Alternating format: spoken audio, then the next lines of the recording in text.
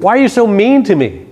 It's so hard being your husband, taking care of you 24/7 and not feeling any crumbs of appreciation or love in return. I just don't think I can be with you anymore. My state of mind when I wrote my wife that letter was in a very different place than when I first met her 25 years earlier.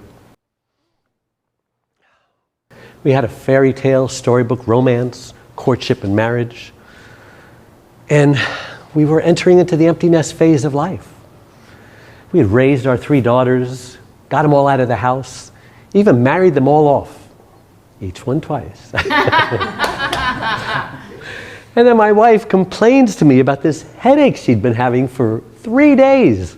She called it the headache of her life. Please call Dr. Kevorkian and put me out of my misery. She was kidding, I hope. But unfortunately, on that 4th day, when the ambulance arrived, it was too late. My beautiful wife had suffered a massive stroke. She lost her speech, became paralyzed on one side. And in that moment, everything had turned upside down for us. Nothing would ever be the same again. When I wrote her that letter,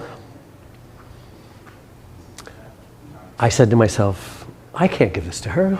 How can I give this to the wife of my children, to my soulmate, to the woman I've been with for 25 years? I couldn't do it. So I just filed it away in the filing cabinet, went on in my misery and my isolation and my depression. Thankfully, 2 or 3 days later, I found this business card in my pocket. I don't know who gave it to me or even what it was, but it was inviting me to a caregiver support group.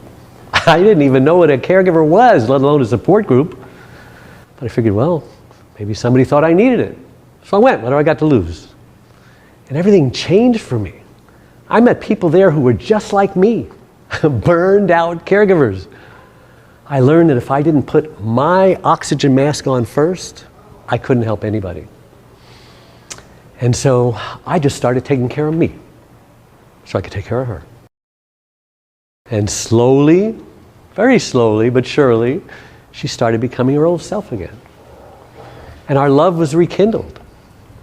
And I realized there are so many other caregivers out there who are just like me, suffering, feeling isolated, alone. And I didn't want them to suffer anymore. I felt I could teach them not to make the same mistakes I made. So I became Dave the Caregiver's caregiver. I host a radio show, I'm a best-selling author, I've been on television, I've been on as many stages. And I said to myself, perhaps I can help more caregivers by partnering with functional medicine doctors, hospice centers, assisted living facilities, dementia wards, nursing homes, and I can help their patients to save the lives of their caregivers so that they don't burn out, they don't go into the hospital, and they don't die. Did you know 30% of caregivers die before their loved ones do? And the lucky ones who don't die, they just become sicker than the ones they're caring for, often hospitalized, and need a caregiver of their own, leaving their loved ones to God knows who.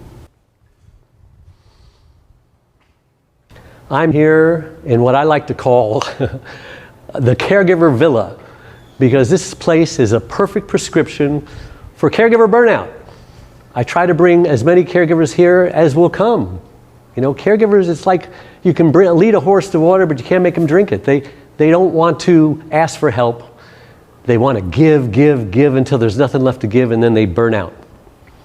So I'm trying to stop that. I have an online program, a caregiver association, and it's for doctors, as I said, or hospitals.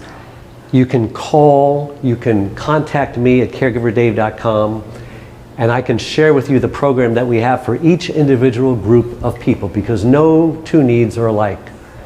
Whatever you're going through, I know you are seeing your patients, their caregivers, suffer. And oftentimes you're trying to minister to the caregiver because they're in worse shape than the patient.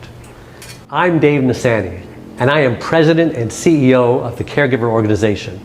And I've been living this life of caregiving. That's the difference. And I want to encourage every business and individual out there who has a need in this area so that you and I together can help caregivers survive.